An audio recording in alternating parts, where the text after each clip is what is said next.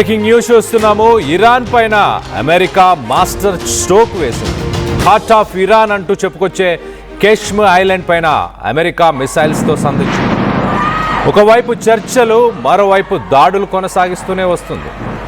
Iran గుండెలపై America బాదినట్టు కేష్మ్ ఐలాండ్ని target చేసింది. Iran America మధ్య dangerous war ఇంకా నెక్స్ట్ లెవెల్కి వెళ్ళినట్టు అర్థమవుతుంది.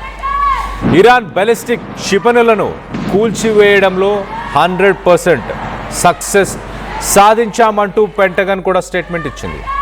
ఇరాన్లోని కేష్మ్ ఐలాండ్ పైన క్షిపణుల దాడి చేసినట్లు తెలుస్తుంది. పెంటగన్ అఫీషియల్గానే ఒక ప్రకటన చేసింది. యుద్ధానికి అమెరికా సిద్ధంగా ఉందన్న యుఎస్ సెంట్రల్ కమాండ్ ఇప్పటి వరకు జరిగిన దాడులకెల్లా ఇరాన్ అతిపెద్ద దాడిని ఎదుర్కోబోతుంది అంటూ యుఎస్ సెంట్రల్ కమాండ్ ఒక స్టేట్మెంట్ ఇచ్చింది. అమెరికా న్యూక్లియర్ ప్రోగ్రామ్ ఏదైతే ఉందో ఆ న్యూక్లియర్ ప్రోగ్రామ్ని కూడా పూర్తిగా ధ్వంసం చేస్తామంటూ చెప్పుకొచ్చారు. ఈ రాత్రే ఇరాన్పై భారీ అటాక్ జరగొచ్చు అంటూ కూడా పెంటగాన్ ఒక స్టేట్మెంట్ రిలీజ్ చేసింది. సో మొత్తం మీద ఇంట్రెస్టింగ్ టర్న్ అవుట్ అని చెప్పొచ్చు. ఈ కేష్మ్ ఐలాండ్, ఇరాన్కి సంబంధించిన కేష్మ్ ఐలాండ్ గురించి కూడా చెప్పే ప్రయత్నం చేస్తా. ఎక్కడైతే ఈ దాడులు నిర్వహించారో ఆ దాడులకి సంబంధించిన విజువల్స్ని మొదటగా చూద్దాం.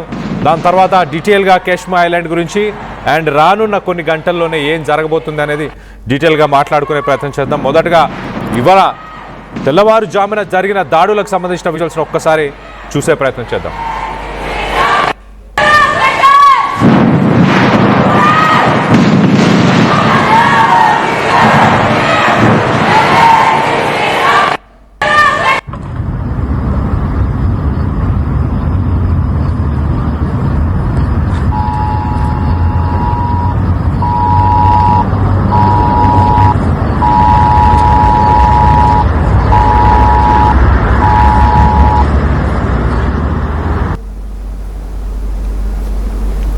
కేష్మ్ ఐలాండ్ గురించి కొంచెం చెప్పే ప్రయత్నం చేస్తా. కేష్మ్ ఐలాండ్ బందర్ అబ్బాస్ అనే ఇరాన్కు సంబంధించిన పోర్ట్ తీరం నుంచి ఒక 22 కిలోమీటర్ల దూరంలో ఉంది. సుమారు 1400 స్క్వేర్ కిలోమీటర్స్లో ఈ ఐలాండ్ ఉంటుంది.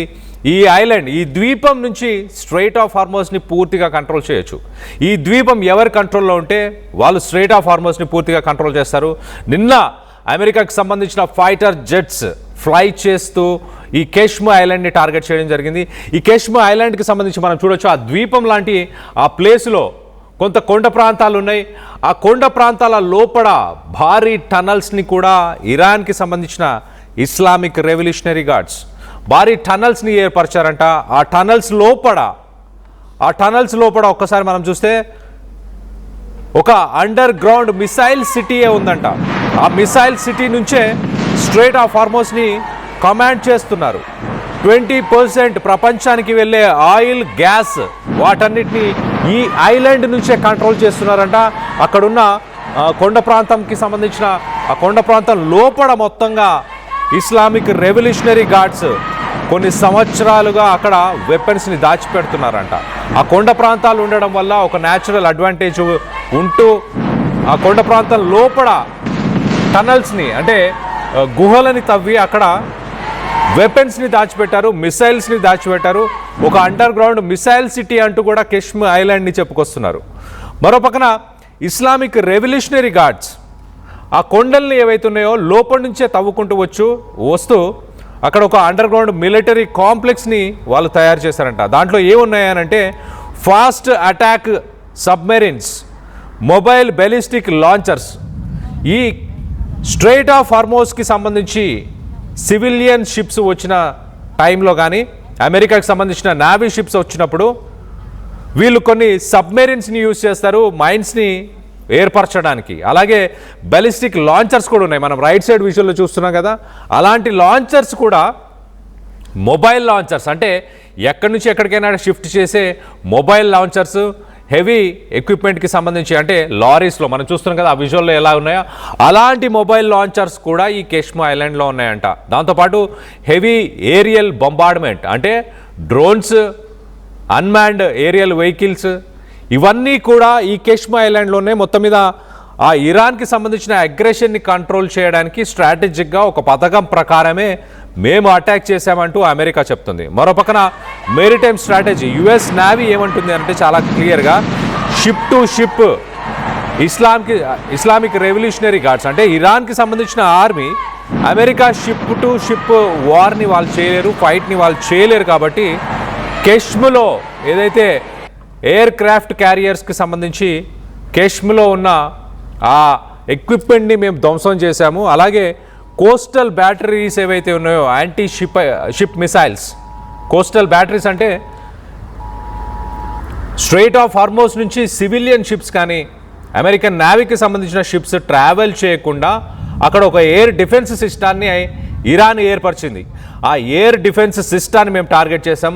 యాంటీ షిప్ మిసైల్స్ అంటే ఏ షిప్స్ వచ్చినా అక్కడ మిసైల్స్ ఉన్నాయి, వాటిని టార్గెట్ చేసే మిసైల్స్, ఆ మిసైల్ సిస్టమ్ని టార్గెట్ చేసాం. అలాగే నేవల్ మైన్స్ని టార్గెట్ చేసాం. దాంతోపాటు అండర్ వాటర్ డ్రోన్స్ ఏవైతే ఇప్పుడు షిప్స్ని కూల్ చేస్తున్నాయో, అమెరికన్ షిప్స్ని కూడా టార్గెట్ చేస్తున్నాయో అండర్ వాటర్ డ్రోన్స్, ఆ అండర్ వాటర్ డ్రోన్స్ని నసీర్ అని అంటారు, NASIR. సో ఈ అండర్ వాటర్ డ్రోన్స్ని వీటన్నిటిని మేము కూల్ చేశాము అంటూ అమెరికా ప్రకటించింది. మరో పక్కన ఖురాన్ స్ట్రెయిట్ బాటిల్ నెక్, ఈ కెష్మ్ ఇంటర్నేషనల్ షిప్పింగ్ ఫ్లీట్స్ ఏవైతే ఉన్నాయో ప్రపంచ దేశాలకు వెళ్లాల్సిన కమర్షియల్ షిప్స్ ఇరాన్ నుంచి కాకుండా Kuwait, Qatar, Oman, United Arab Emirates, Saudi Arabia ఇలాంటి దేశాల నుంచి వచ్చే ఆయిల్ షిప్స్, కమర్షియల్ షిప్స్ వాటన్నిటిని టార్గెట్ చేస్తున్న మరొక స్ట్రెయిట్ ఆఫ్ హార్మోస్ లాంటి ఒక చోక్ పాయింట్ ఏదైతే మధ్యలో ఉన్న చోక్ పాయింట్ ఉందో ఆ చోక్ పాయింట్నే ఖురాన్ స్ట్రెయిట్ బాటిల్ నెక్ అంటారు.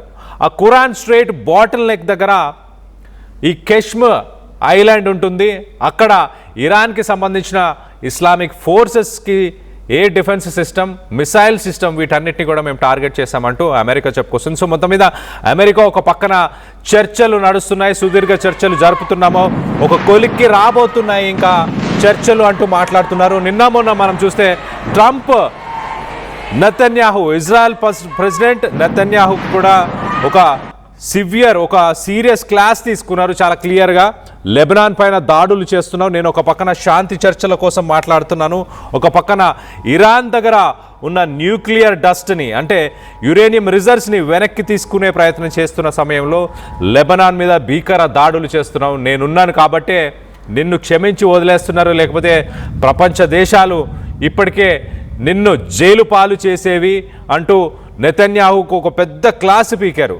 నిన్న నెతన్యాహు క్లాస్ పీకిన తర్వాత ఇవాళ ఇరాన్ పైన అమెరికా భీకర దాడులని నిర్వహించింది. అందులో కెష్మ్ ఐలాండ్ నుంచి సుమారు ఇరాన్కి సంబంధించిన 80% ఆయిల్ ఎక్స్పోర్ట్స్ ఈ ఐలాండ్ నుంచే ప్రపంచ దేశాలకి, మరి ముఖ్యంగా చైనాకి ఇరాన్ ఇక్కడి నుంచే ఆయిల్ ఎక్స్పోర్ట్స్ చేస్తుంది. దానికి సంబంధించిన ఇమేజెస్ని మనం లెఫ్ట్ సైడ్ బాక్స్లో చూస్తున్నాము. ఎగ్జాక్ట్లీ ఆ లెఫ్ట్ సైడ్ ఒక పెద్ద ఐలాండ్ లాంటిది ఏదైతే కనిపిస్తుందో దాన్నే కెష్మ్ ఐలాండ్ అంటారు. నిన్న జరిగిన దాడులను మనం చూస్తున్నాము. ఆ ఐలాండ్లో ఇరాన్లో ప్రొడ్యూస్ చేసిన ఆయిల్ అంతా కూడా ఈ ఐలాండ్కి ఒక పైప్ లైన్ ద్వారా సరఫరా అవుతుంది. ఆ పైప్ లైన్ ద్వారా సరఫరా అయిపోయిన తర్వాత ఇక్కడ నుంచి ఈ ఐలాండ్ నుంచే ప్రపంచ దేశాలకి సరఫరా చేస్తున్నారు. మనం చూడొచ్చు ఈ ఇమేజ్లో, ఎగ్జాక్ట్లీ ఈ ఇమేజ్లో మనం చూస్తే ఆ చిన్న సర్కులర్ రౌండ్ కలర్వి కనిపించినవన్నీ కూడా ఆయిల్ స్టోరేజ్ ట్యాంక్స్.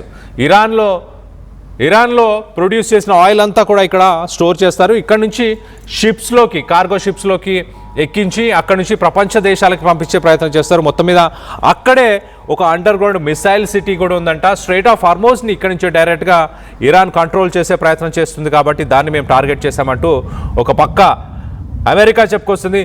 మరి దీనికి ఇరాన్ ఎలా స్పందించబోతుంది? మూడో ప్రపంచ యుద్ధం మొదలైపోయింది, ఇంకా ఇది కొనసాగుతుందే ఉంటుంది అంటూ డిఫెన్స్ అనలిస్టులు చెప్పుకొస్తున్నారు.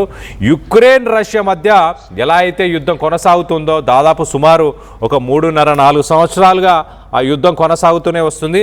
ఇరాన్, అమెరికా, ఇజ్రాయెల్ మధ్య కూడా, అలాగే గల్ఫ్ దేశాలను కూడా దీంట్లో ఇంక్లూడ్ చేస్తే ఈ దేశాలన్నిటి మధ్య కూడా ఇలానే యుద్ధం కంటిన్యూ అయ్యే అవకాశం ఉంది. ఒక కొలిక్కి వచ్చే అవకాశం లేదు. అమెరికా యురేనియం రిజర్వ్స్ని వెనక్కి ఇచ్చేయాలి, లేకపోతే ఇంటర్నేషనల్ అటామిక్ ఎనర్జీ ఏజెన్సీకి వాటిని అప్పగించాలి. వాళ్ళకి ఫుల్ కంట్రోల్. ఎప్పుడైనా ఇరాన్కి సంబంధించిన nuclear power plants Isfahan, Natanz ఇలాంటి పవర్ ప్లాంట్స్ని విజిట్ చేసే యాక్సెస్ అయినా వాళ్ళకి ఇవ్వాలి అంటూ అమెరికా డిమాండ్ చేస్తుంది. మరోపక్కన ఇరాన్ ఇంకెప్పుడు అమెరికా, ఇజ్రాయెల్ ఇరాన్ పైన దాడులు చేయకుండా ఉండేలాగా చర్యలు తీసుకుంటాము, ఖచ్చితంగా అలాంటి ఒక డీల్ని మేము సంపాదించుకున్న తర్వాతే ఈ యుద్ధాన్ని ఆపేస్తాము అంటూ మరోపక్కన ఇరాన్ చెప్పుకొస్తుంది. We want a permanent solution, we don't want temporary solutions అంటూ ఇరాన్ చెప్తుంది. అందుకే మేము ఫైట్ చేస్తున్నాము, ఇంకా ఫైట్ చేస్తాము, మా దగ్గర ఇంకా శక్తి ఉంది అంటూ ఇరాన్ చెప్పుకొస్తుంది. సో మొత్తం మీద గల్ఫ్ దేశాలపైన మరి ఇరాన్ అటాక్ చేసే అవకాశం ఉందా? రానున్న కొన్ని గంటల్లో ఏం జరిగే అవకాశం ఉందని మీరు భావిస్తున్నారు? ఈ యుద్ధం ఎఫెక్ట్స్ చాలా క్లియర్గా ప్రపంచ దేశాలపైన కనిపిస్తున్నాయి. మరి ముఖ్యంగా భారత్ పైన మనం చూస్తే సుమారుగా సుమారు 8 రూపాయలు ఇక్కడ పెట్రోలు, డీజిల్ ధరలు ఇండియాలో పెరిగాయి. మరి ఈ నెల నిత్యావసరాల ధరలు ఆకాశాన్నంటే అవకాశాలు ఉన్నాయి.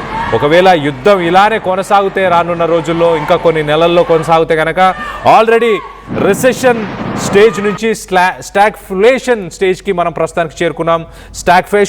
స్టాగ్ఫ్లేషన్ అని అంటే ఎకనామిక్ గ్రోత్ పడిపోతూ at the same time inflation. 1970లో ఏదైతే ప్రపంచ దేశాలు ఆర్థిక వ్యవస్థ కుప్పకూలిపోయిందో